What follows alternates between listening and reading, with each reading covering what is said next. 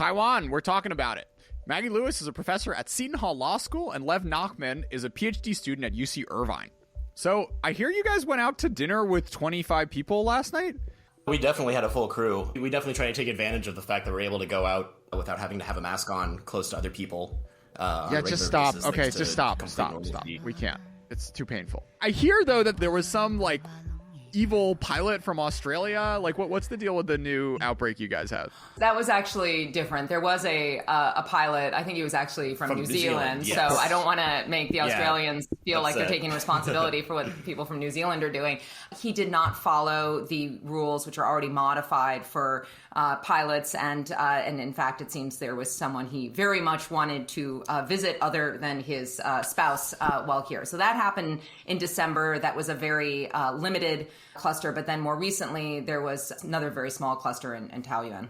So I think that in total they've had 12 or 14 people catch COVID from that cluster, but it really seems like it's already under control. Yeah, I think there's been 12 in my floor of my apartment building. But anyways, let's kick us off with some Biden transition talk. What is the new administration looking to do with respect to the U.S.-Taiwan relationship?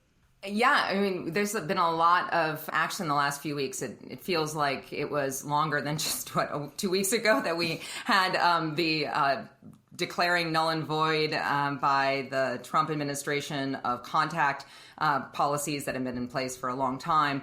And what we're seeing so far, again, we're all of 9 days into the Biden administration, is more continuity than change with respect to Taiwan policy. We had, most importantly, this statement that was released in response to the increase in air traffic in the Taiwan Strait by PLA jets, in which the United States made clear that the commitment to Taiwan was, quote, rock solid, and also referring back to the Taiwan Relations Act, the 3 communiques, 6 assurances, which reiterated the basis of the One China policy and made clear that there wasn't going to be any major shift, at least right now.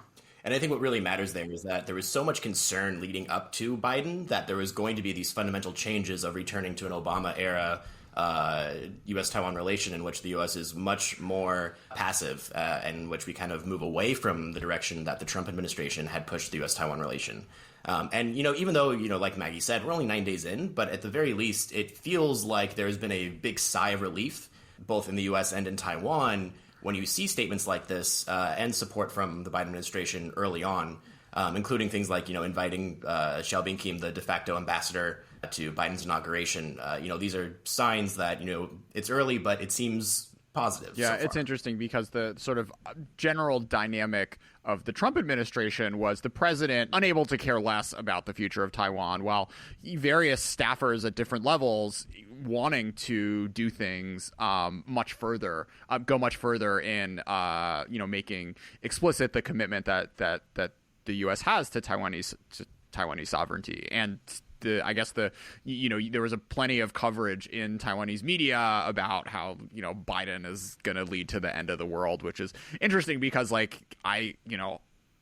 feel more comfortable trusting him in a time of crisis than I would necessarily with Trump. So to see the sort of roiling waters settling down a little bit, at least within the sort of Taiwanese media ecosystem, is a really interesting thing to follow.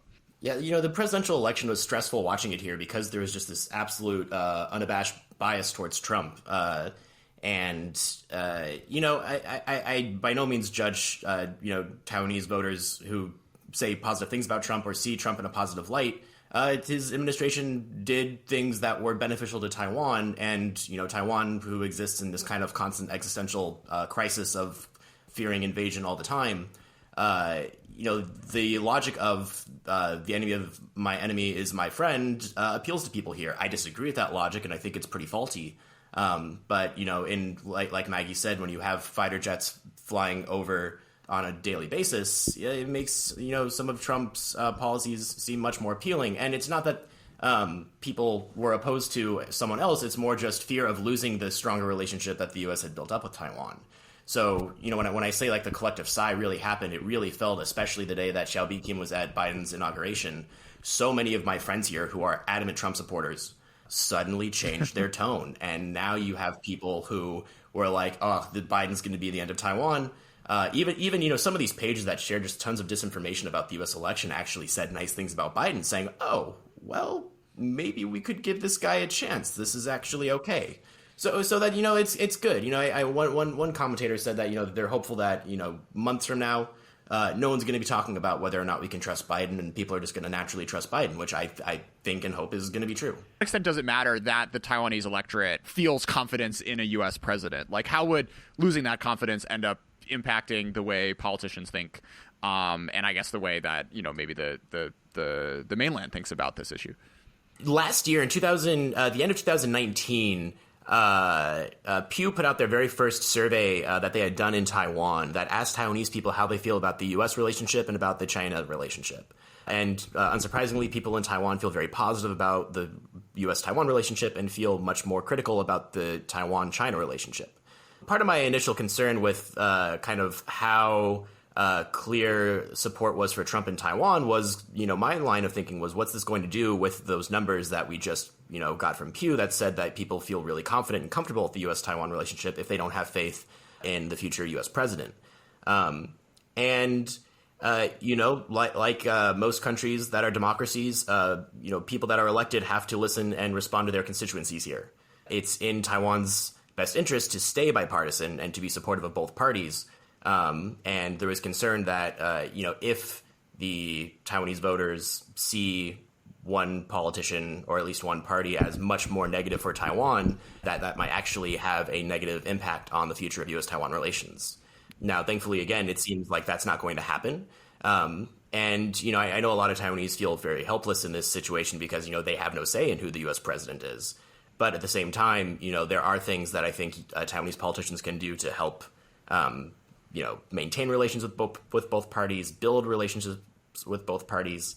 The de facto ambassador Xiaobin Kim is really wonderful in how much she's been trying to create more space for Taiwan in D.C., take meetings with politicians. I'm really hopeful that, in the next 4 years that she's going to be meeting with as many Democrats as she has been meeting with Republicans during the Trump administration.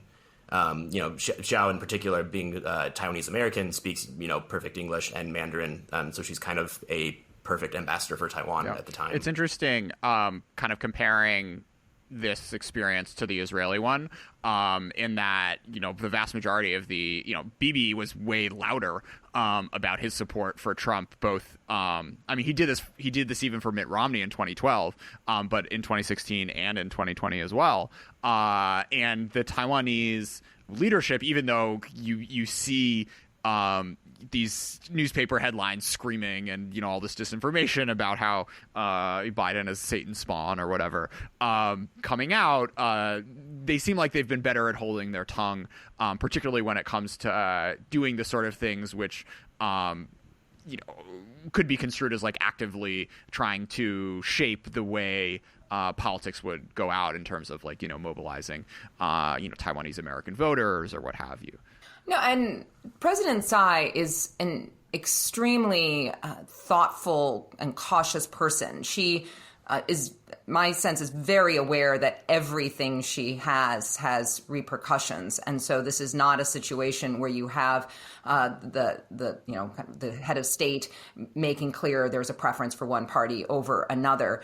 So the interesting thing that I think Taiwan and Israel do have in common is that they both still manage to be seen as bipartisan in the U.S. You still have Democrats who vote very strongly with Israel, even though you have people like Bibi who overtly supports Republicans and appeals much more to a conservative Republican base than he bothers to with Democrats as much these days. And Taiwan, Tsai Ing-wen, like Maggie said, she's way too smart and practical to try to pull something like that. And this is maybe one of the biggest misunderstandings that a lot of, people see about Tsai Ing-wen. She is perhaps the most moderate, willing to be safe and not put Taiwan in a risky situation type of president Taiwan could ever have. And she's not going to put Taiwan at unnecessary risk, nor does she want to jeopardize or put the U.S.-Taiwan relationship at unnecessary risk. So doing something like overtly supporting one party or one politician is not something she would do, and I highly doubt that's something she would have anyone representing her in the U.S. do. You guys have this riff that Western media spends way too much time thinking about Taiwan in the context of, U.S.-China cross-strait relations type stuff. So I'm going to indulge you in that by spending the rest of the episode just talking about domestic Taiwanese politics. First off, Lev, aside from serious reasons to care about Taiwanese politics, what's fun about following it? Taiwan, at the end of the day, what I think people miss out on is, obviously there's this giant existential question about, who is Taiwan, where is Taiwan? But during non-election years, and when there is, peaceful days, people go about their everyday lives, and like every other functioning democracy in the world. How many functioning democracies are there in the world now? No. Fewer and fewer, depending on who you ask. The how we measure the status of democracies is going to be something that plagues political scientists forever after Trump. But there's so much that can be learned from Taiwan, specifically because of how it developed its democratic institutions, the type of democratic institutions it has, like the way that elections are held in Taiwan, how it compares to other East Asian democracies like South Korea or Japan. There's as someone who studies social movements, protests, and political parties, Taiwanese people are extremely politically active and unafraid to voice those opinions and concerns publicly. And so for someone like me that's very interested in seeing how people participate in politics, Taiwan is a really, really wonderful case study that is rich with data and lots of people willing to tell me their thoughts and opinions about the world. Let's start out with pork. Why is pork making political headlines? Yeah, racto pork, which always sounds like some sort of evil villain in one of my kids' TV shows. So this is about the long-standing, we're talking decades, issues about whether U.S. pork and beef is also an issue, should be allowed into Taiwan. And in particular, concerns about ractopamine. These are additives that are allowed in the United States and generally not in Taiwan. But it's so much more than about the science. And I respect that people want to be cautious about what they are ingesting.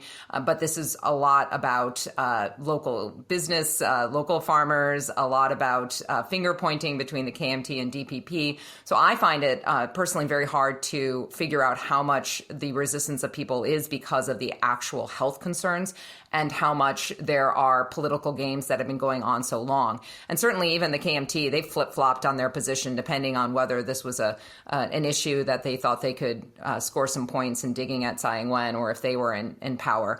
But more with respect to U.S.-Taiwan relations, and I think it's really important to point out that right now Taiwan is, I think, the U.S.'s ninth largest trading partner. It fluctuates to a little bit. And for Tsai Ing-wen to make this overture of saying that she is willing to relax the standards and willing to allow more imports was a big sign. And I think what we want to see is hopefully with the new USTR, Catherine Tai, that she will be more interested than Lighthizer in looking to revamp and update the U.S.-Taiwan trade relationship. It's not hard to be more interested in doing that than Lighthizer because he didn't even give Taiwan the time of day. But that's one thing we're watching here. It's so funny because Lighthizer, he had these quotes being like, "Oh God, I can't believe I'm spending this much time in Beijing. It's such a terrible city." He should have just spent some time in Taipei. It's lovely there.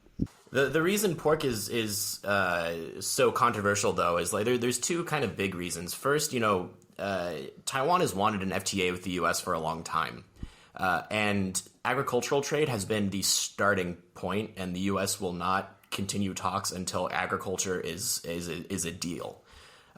So in 2012, Ma Ying-jeou, the former president, pushed through racto beef, which back then the DPP adamantly opposed for the same reasons that the KMT now opposes the DPP wanting racto pork, which is, kind of what Maggie means by, depending on the time of day and the year and who's in power, people will either be for or against this depending on political points. But Ma could not get pork through. And in order to start FTA talks, the U.S. wanted both beef and pork. So this pork deal is kind of the big barrier that Taiwan has been trying to get through in order to start having a productive discussion about some, whether it's an FTA or just some sort of bilateral trade deal with the U.S. Tsai is really kind of, using a lot of her political capital on this move. So right now, she's very popular because of Taiwan's very good COVID response, and people are generally happy with her administration.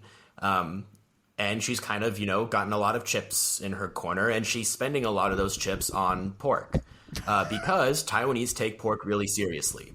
And it's not just because of, think about the health of our kids. Pork is one of the biggest industries in Taiwan. And by saying that we're going to start bringing in American pork, you're essentially saying we're going to create competition for domestic farmers when we don't really need domestic competition for our farmers. They're doing just fine as is.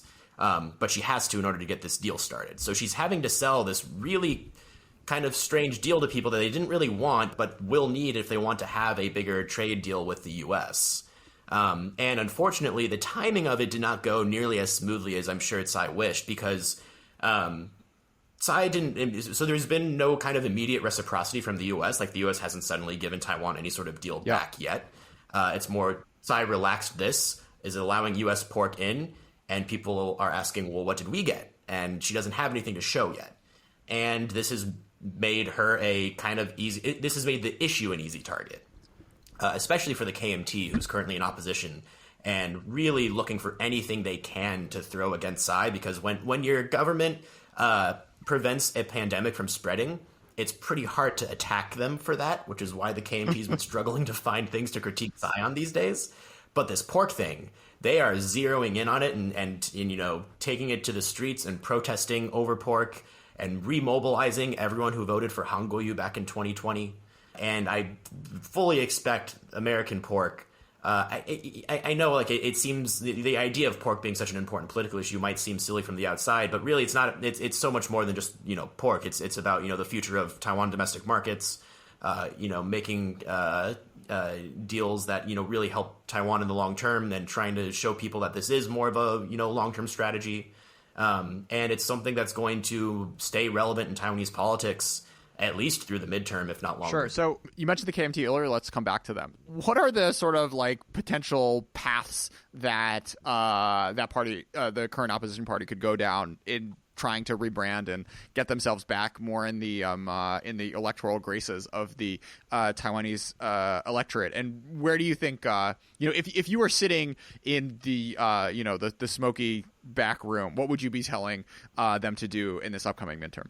Yeah, the KMT is looking for its next act, and it hasn't figured out what that is. So the last presidential election, their candidate, Han Kuo-yu, was not your typical KMT candidate, right? He was mayor of Kaohsiung, but when he was sent down to run for mayor of Kaohsiung, I don't know, what do you think Vegas odds were at?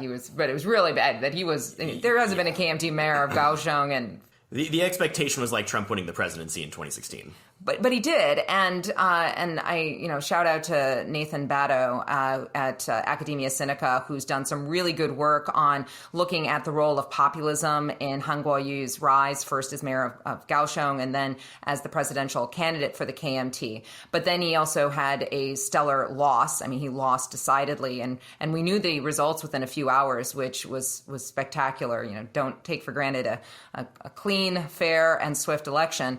But so once that fell away, I think it emboldened some of the more old school KMT people to say, look, that wasn't the white knight on the horse that was going to save the KMT. Maybe we should listen more to the Ma Ying-jeou era. But you also have a younger generation of KMT, more in their 40s, who are trying to pull away from sort of the 92 consensus, or so-called 92 consensus of that was the KMT and the CCP, kind of agreeing to disagree, but at least that there is a something called China, and they're realizing that's a non-starter for a framework for most people here. And then you have some people in the KMT who are looking also as not your traditional KMT. That I think the most likely person that I see coming up is Hou You-yi. So Hou You-yi is currently the mayor of New Taipei City, Xinbei-shi, which is right next to Taipei, and it used to be part of the county, and it was reorganized as a separate city. He's really interesting. He was a police officer during the martial law era, and then he switched over to politics. He's doing, by all accounts, a great job as far as being very popular in New Taipei, and I think he's one that I'm watching certainly as we look forward to 2024. I think something that's really important to look back on when we look at the 2020 election, like Maggie said, Han Kuo-yu definitely lost, but it wasn't a sweeping defeat for the KMT as a whole. So I think there's two important numbers to look at. So Han Kuo-yu got 5.5 million votes. Tsai Ing-wen got 8.2 million votes. So of course he lost. But if you compare that to the last election, Zhu Lilun, when he ran against Tsai, only got 3.5 million votes. So even though Han lost, he was able to mobilize 2 million more voters for the KMT. And then if you look at the party vote, so very quickly, when you vote in Taiwan, you vote 3 times. You vote for your president, you vote for your district representative, and then you vote for whichever party you like the most. It's a hybrid system that is kind of a mix between the US and Germany. The KMT actually tied the DPP in the party vote. So both the DPP and the KMT got 33% of the total party vote. Now, this tells us that, if you look at the news and headlines and if you look at the actual outcome of the election, the DPP still won overwhelmingly when it came to district races. And the DPP is still the majority in the Legislative Yuan. But what these two numbers tell me is that the KMT is most certainly hurting, but it's not gone. And when I look at the way that the KMT has been able to mobilize its base of support over Raktopork, and I look at how even with a absolute losing candidate like Han Kuo-yu, they were still able to turn out as much as they did. I don't think, if they can find that winning candidate, I do not think that it is, beyond the realm of possibility that the KMT can make a comeback in Taiwan. And I sometimes I think, because Tsai and the DPP are so popular now, we kind of very quickly write them off. But, under the right circumstances, there's still a chance. And so, looking, forward, obviously Hoyoi, but, you have other, young potentials like the great-grandson of Chiang Kai-shek, Jiang Wan'an, who is currently a legislator, who is the direct great-grandson of Chiang Kai-shek, who I think is also being vetted as a potential future KMT leader. Are there any women on the bench for the KMT? Well, they tried in Kaohsiung. Well, so, in 2016, so the 2016 presidential election, if you remember, the KMT had a woman candidate, Hong Xiuzhu, who was so bad, they actually withdrew her and put Zhu Lilun in her place at the last minute. And, there are actually women in the KMT with leadership roles. They just do not currently lead any of the major factions. And, one fun fact, people always ask, are there any young KMT supporters? They exist. There's not many of them. But there's actually 2 local Taipei city councilors under the age of 30 who are both women from the KMT. And just more generally, because so often you see Tsai Ing-wen, the first female president, and thankfully now that we're, 5 years into her being president, that's dropped away. But it is complicated to be a woman in politics here. And there's a lot of misogyny. And some of that is thinly veiled. Some of it comes out just full force.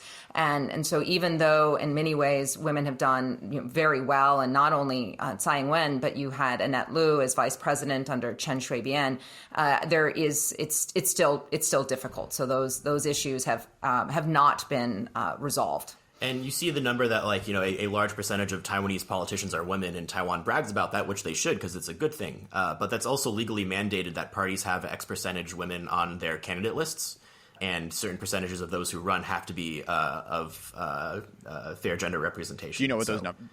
It's good that it's built in the system, but building it into the system doesn't make misogyny go away. 18-year-old voter referendum. What are the dynamics behind that? So this is one of those issues that seemingly every political party is in favor of, which is good because it seems like the KMT has finally figured out they need young voters, and being supportive of lowering the age to 18 might seem like a good idea. Unfortunately, I don't think there's going to be any 18-year-olds voting for the KMT because young people, especially under the age of 40, overwhelmingly do not support the KMT. In fact, most people under the age of 40 have nothing good to say about the KMT, and overwhelmingly support either the DPP or a third party. And it's really as someone I study third parties in Taiwan, so that's really my main interest. Third parties have a particular small advantage in Taiwan relative to, say, like the U.S. because of that party vote. If this was America, if there's a Democrat and a Republican running and you don't like either of them and you really like the Green Party, but there's no way that the Green Party candidate's ever going to win in your district, you can write in Green Party on your party vote, and then they have a chance at getting some representation. And that's really been the secret behind third-party success in Taiwan. And young people who overwhelmingly support third parties more than older voters. If there's essentially 2 additional cohorts joining in the voting population, that's going to give third parties an even bigger base of support to draw from. And same with the DPP. The DPP has become incredibly popular among younger voters again.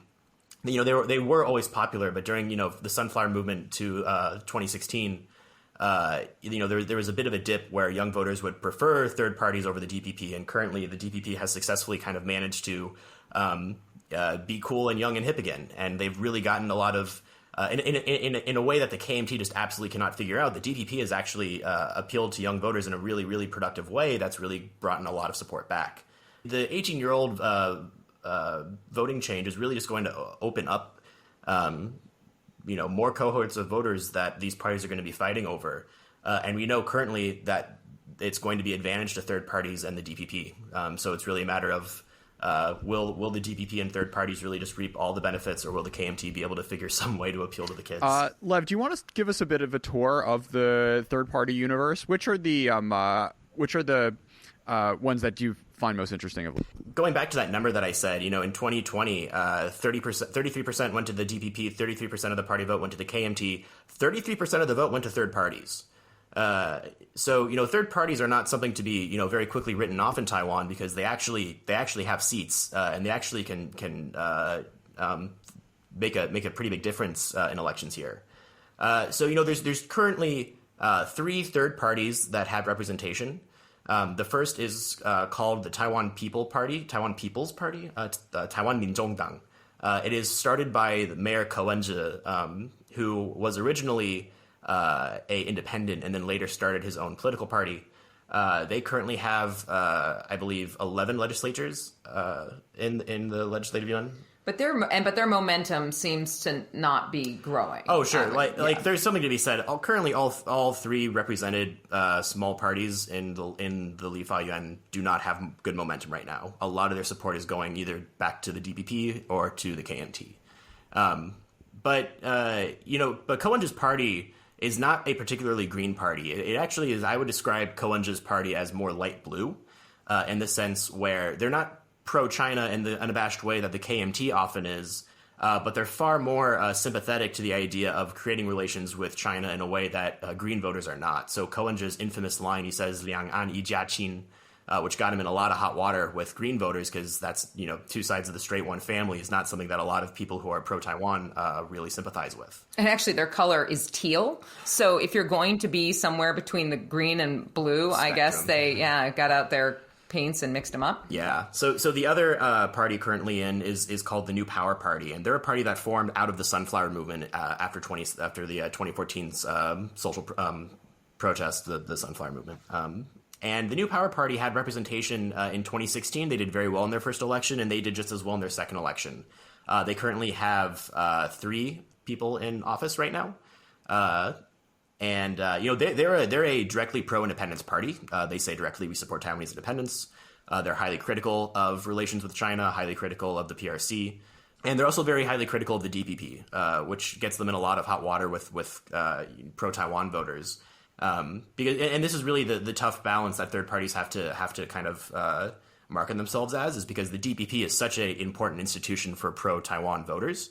The DPP is the very first opposition party in Taiwan, started by social activists, in opposition to the KMT's brutal authoritarian martial law era, and the DPP holds special meaning for a lot of pro-Taiwan voters. But but there are people that are not happy with the DPP and they want other choices. And so that's why you often have people like the New Power Party coming out. But unfortunately, the New Power Party has to do a very complicated balancing act of both criticizing the DPP in a way that makes the NPP stand out while not being overly critical of the DPP and isolating a lot of Green voters. So finally, the third party, the third party is called the Taiwan State Building Party. And they only have one person who won in an absolute mind-blowing defeat. He won in Taichung in a very, very deep blue district. I assumed he was going to lose. I didn't even give him the time of day, because he ran in perhaps like the most obvious going to lose district. And he won in places when other candidates I had odds on winning all lost, he was the one that out of nowhere won. Now, the Taiwan State Building Party is actually a pretty old organization. They've just changed their name like 4 or 5 times. But as a political party, they're relatively new on the scene. They also are overtly pro-Taiwan independence, but they're much more closely aligned with the DPP in terms of willing to work with the DPP than the NPP are. And even with the state building, the Jijindang, that I remember last year when I was here with a group around the election, and we met with a representative just to get a better sense of, how did they identify themselves, what made them different, why weren't they just part of the DPP? And my sense there was at least the person we spoke with, quite a bit of pragmatism that, we're not saying that we think tomorrow that Taiwan is going to declare sovereignty under the name Taiwan. But, of course, this place is functionally independent right now. It's a question of under what name. But they said we want that to be part of the conversation. We don't want the status quo moderate view that's under Tsai to make it so we don't have that voice of the people who at least want to keep this as a viable part of what's being discussed. And that's really an important point. These third parties that are overtly pro-independence, they see the DPP and Tsai Ing-wen as pro-status quo, which is not a bad thing. But a lot of the way that, a lot of China watchers see the DPP and Tsai Ing-wen as this, crazy pro-independence woman who's trying to provoke China, that's just not true. Tsai's actually criticized often by those who are deeper green for not being pro-independence enough, and that the DPP is not pro-independence enough. And that Tsai is actually very pragmatic when it comes to how she refers to Taiwan, Taiwan's future, Taiwan's goals. She says in almost all of her speeches where she has to speak on to where Taiwan fits internationally as the Republic of China. Sometimes she says Republic of China, Taiwan. Sometimes she just says Republic of China. But she is not the rabble rouser that she often gets portrayed as. So, what are some of the social issues you guys are following? One of the issues that, again, it feels like a long time ago, but it wasn't that long ago that Taiwan legalized same-sex marriage. And that was really interesting because, at least for me, I'm a lawyer, so I think courts are important. And this was a time that the Constitutional Court was very important because the Constitutional Court had said, government, you must legalize same-sex marriage. It's a constitutional issue. And unlike the United States, where the Supreme Court says it and it has to happen then, one mechanism the court has here is to give a runway, to say, we're giving you here, year or two to figure it out. And if not, there's going to be a default that people are going to have to be able to marry. And so then you had these really complex machinations between the executive branch and the legislature. And finally, a law was passed. Interestingly, it didn't say flat out same-sex marriage. It had this Article 3 relationship. They tried to couch it in more palatable language because the DPP, even though it has progressive in its name, actually has a lot of older, traditionally more conservative values, people in its midst who were not comfortable with same-sex marriage. But it did pass, and we've since seen a more overt embracing. There's always been a big gay pride parade. It was huge this year, especially given that other countries couldn't have that kind of gathering. And now we're seeing moves to expand who can engage in same-sex marriage, because it was limited as far as if someone was not Taiwanese, whether that was able to happen. And we're starting to see legal movement to make it so even if one of the people is not Taiwanese, there's some limits that's open. I'm watching family building as far as being able to adopt outside the relationship and other reproductive technologies that have not been available necessarily easily to single women. But also just generally watching how Hong Kong is going it's so sad. Day by day we look at the civil and political rights just being demolished by Beijing, and so that being here in Taiwan, especially given the close ties amongst, and Lev can speak more to this, between Hong Kong and Taiwan, makes me all the more appreciate the ability to assemble, to associate, free expression, never take any of these fundamental human rights for granted. Sure. Yeah. So Hong Kong became a major issue in Taiwan, of course, like it became in many parts of the world once the protests broke out starting in 2019. And, it most certainly was an important factor for the 2020 election. Not the only factor is a hill that I've died on, because a lot of people very quickly try to say that Tsai's massive victory was because of Hong Kong, and I disagree with that. But it most certainly mattered. And, Hong Kong became a part of the conversation in Taiwan in a way that it has not before. There have been multiple solidarity rallies. There's a lot of public support and saying Taiwan stands with Hong Kong. And Taiwan even went so far as to open a humanitarian office to help Hong Kongers.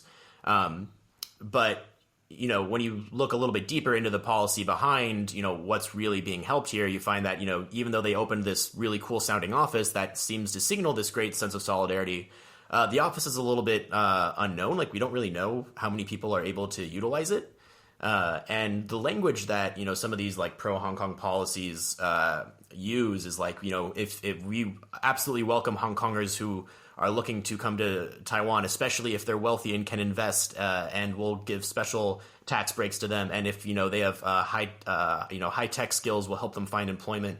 And this is all wonderful and nice. But, the concern was, people who really needed to get to Taiwan were those who are, young protesters who, face political persecution. And a lot of the policies that Taiwan was putting out, while in support of Hong Kong, we're not really addressing, how is Taiwan going to help those most in need? And, we hear stories here and there about, Hong Kongers being smuggled in by boat. There was a story over the summer about 5 Hong Kongers who were smuggled here, and we just recently learned that they've been relocated to the U.S. But more recently, there was a story of the 12 Hong Kongers who tried to flee to Taiwan by boat and were caught by the Coast Guard. Really, they're now held in China, and we have not really heard clear details about their situation. Caught by the Chinese Coast Guard. Yes. And so, the reason that this is upsetting to me, is at least Taiwan has signaled that if you are a protester or someone who fears political persecution, Taiwan is not going to directly help you. But if you can get to Taiwan, we'll help you under the radar. Now, that might seem fine, but that really creates a really dangerous incentive structure in which you're kind of signaling that young Hong Kongers who were protesters, who have already put themselves at immense risk, ought to put themselves at even further risk just to get to potentially maybe get to Taiwan and potentially be helped. It's hard though, Lev. What are they going to do? Are they going to bring submarines and have people sneak onto them? It's a question that doesn't have a good answer. They could write them visas. Right?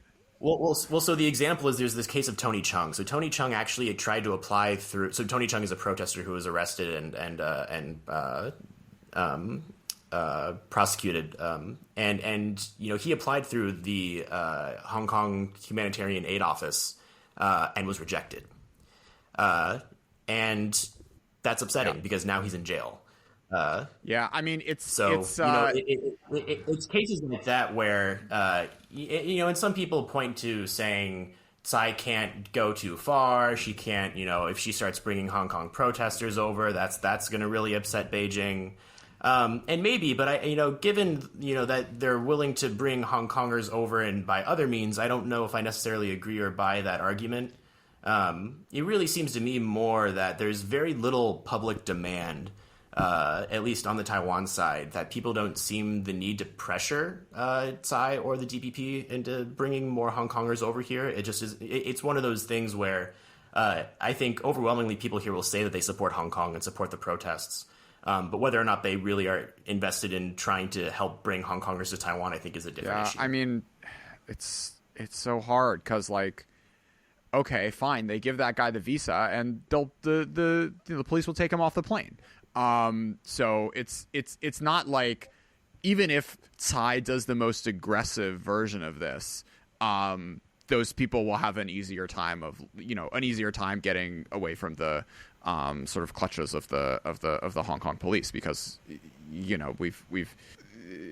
I can certainly see a way in which this develops and where they sort of have someone standing outside. I'm sure they already do have someone standing outside of wherever you get your visa, your Taiwan visa in Hong Kong, and writing those folks' names down and accelerating whatever sort of pseudo judicial process is going on to bring cases against these folks. So I don't know.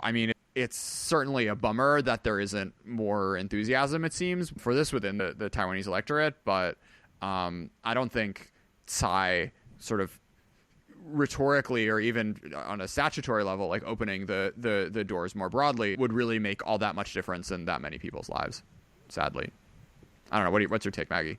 I feel like Tsai's job involves a lot of decisions with not great choices. It's an extremely difficult thing to be president of Republic of China, parentheses, Taiwan, when you do have this existential threat, and that's an overused phrase, but that is exactly what Taiwan faces. And having the deterioration of rights and the political situation in Hong Kong, I think it's just made that all the more apparent. Because for years, there's been a discussion here about how there is a lack of a refugee law. And that discussion in the past, it's partially about Hong Kong, but just more generally, what do you do when there are people who are seeking to flee someplace because they're being persecuted? And there are concerns here about having too much in the way of immigration, though certainly there's a lot of people here temporarily, particularly from Southeast Asia, who are working a lot of times with elder care and big issues as far as their labor rights and whether they are adequately protected. So it's bigger than just about people coming from Hong Kong. But the layer two, that there is a law that has to do with relations with Hong Kong and Macau, because that's thrown in. And there is an article in there which talks about providing assistance. But because of the unusual status between Hong Kong and Taiwan, it's certainly not state-to-state relations, that adds another layer of complexity to an issue about refugees, which is already politically fraught. There's no transition, but we're going to do one more beat about music. Lev and Maggie, what have you guys been listening to recently in terms of Taiwanese artists? I've been following Taiwan's music scene for a while, and I think there's just a totally unappreciated, untapped market for great talent coming out of Taiwan, and there's so much good music here. One of the really cool things about being here right now is that this is like the one place in the world where you can still go to music festivals, which, not to rub salt in the wound, but rub it in. I'm going to I'll get closer to the mic, 2 music festivals in the next month because I can. It's a whole range. Maggie just brought up Abao, who's this great Taiwanese indigenous singer, so Paiwanzu, and she's really great because she just won she swept like almost every award at Taiwan's music awards this year, which is really cool because 1, she's an indigenous singer, 2, she sings in Taiwanese.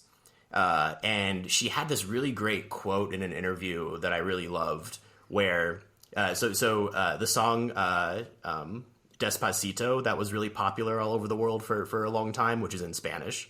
And I don't speak Spanish, and I'm fairly certain a lot of people who really love that song also don't speak Spanish and don't really understand it.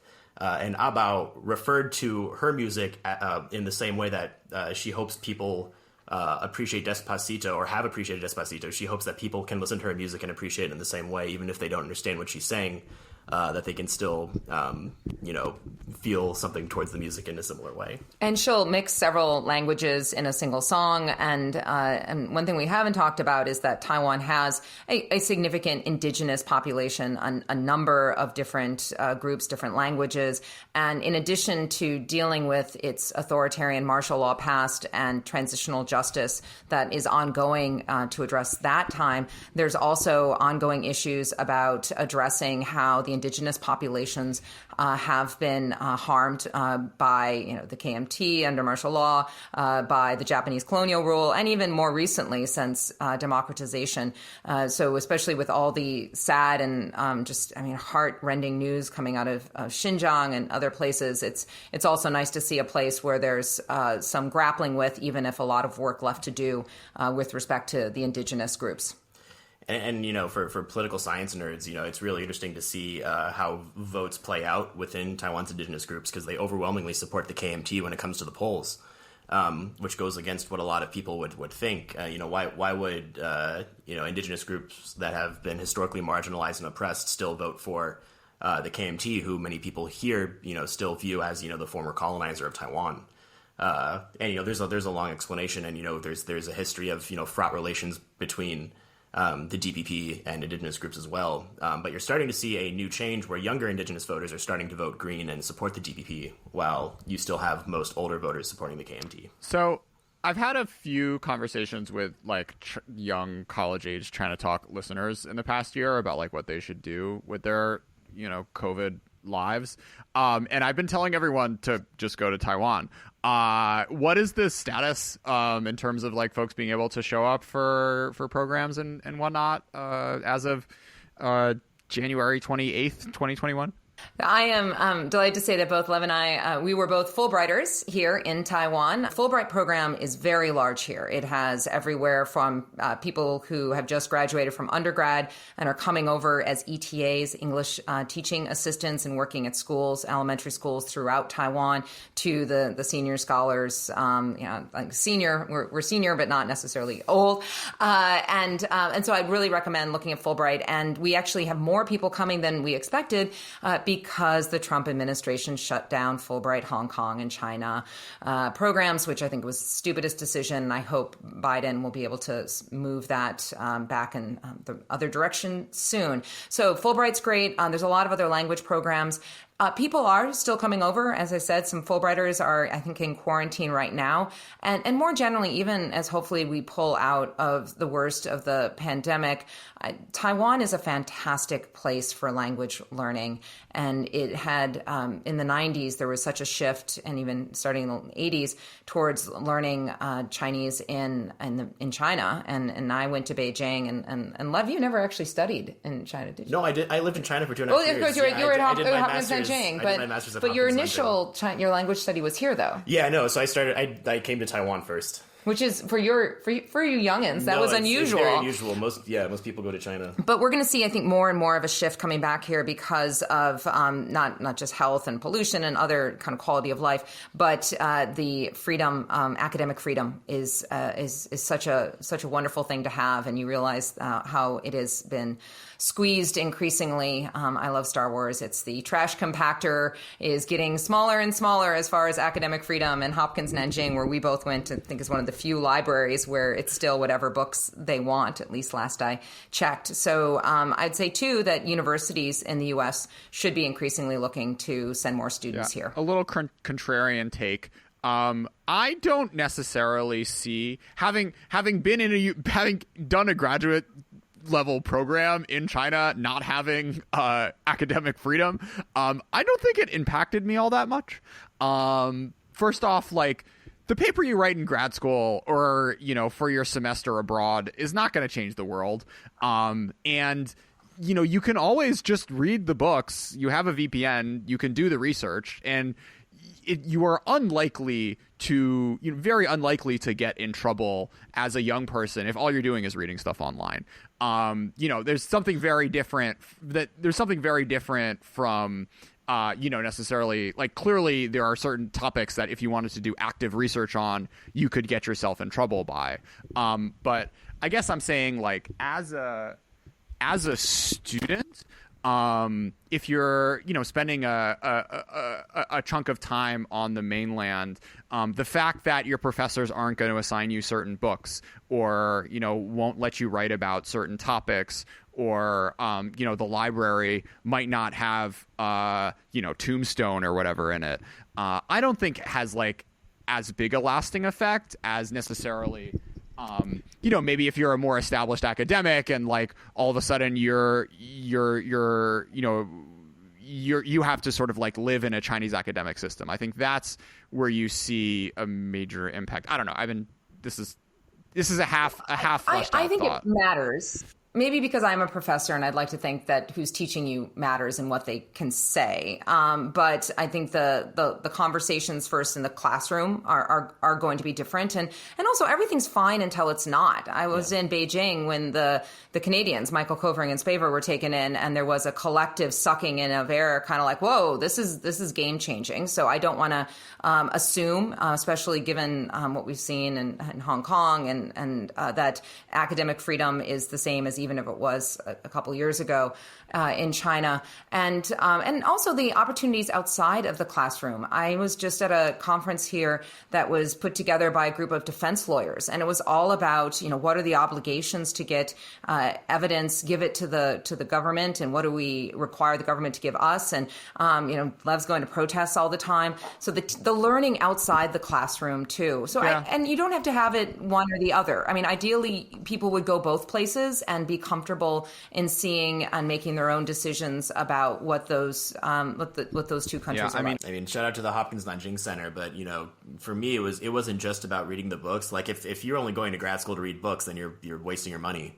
For me, and I think for a lot of people, it's about the experience and the conversations you have with people. And part of the reason academic freedom was very special at Hopkins Nanjing is because it kind of guaranteed both, Chinese my Chinese student colleagues and the other international students a safe space where we know we can talk about topics without having to have, a fear of, potential pushback even from the administration. So yeah, and I think Maggie, like, studying protests and living in a democracy and reading polls and seeing like different news outlets that like disagree with each other is remarkable. The first time I went to Taiwan, I remember walking down the street and seeing banners in Mandarin of people saying like, screw the government, and was kind of blown away because it's something that I hadn't been exposed to in my first year and a half engaging with the language. So I agree. It's a different country. It's a different country. But I will say that, like, I think if you want to be someone who understands mainland China, it is important to go to mainland China. Even if even if you sort of have to clip your wings a little bit. Folks who've listened to this podcast for a while will probably notice that the topics I have started to cover after I realized I wasn't going back anytime soon have shifted. And I don't even know if I would be having this conversation with you guys if I was, if I was still living in Beijing. So it's... And ideally, you have people who are familiar with both. And this is one thing I'm looking to see with the Biden administration, is that understandably, people who have their dominant experience being studying, living in, understanding China, they're going to see Taiwan differently than people who have significant in-country experience here. And so you want to have a mix of people and those experiences so they can look at the issues from different viewpoints. And, it's really wonderful, one more shout out to Fulbright that, even though Taiwan is an imperfect place to do Chinese research, it is better than not. So, I have very dear friends who were supposed to go to Fulbright China this year, PhD students who had their entire PhD academic careers planned out and then thoroughly thrown in their faces by the Trump administration. Getting Fulbright as a PhD student is a big deal, and we don't get many things to celebrate, but that's certainly something to celebrate. So getting that pulled out from underneath your feet really sucks. And the fact that Taiwan Fulbright made special effort to accommodate China PhDs who wanted to come to Taiwan instead, I think that really puts a new spin on just what can be done if you're an academic trying to do some sort of research in China or Taiwan. Lev and Maggie, thanks so much for coming on China Talk. Yay, Fulbright. Yay, Fulbright, yeah. Thank you. They pay us to say that, but no, they don't.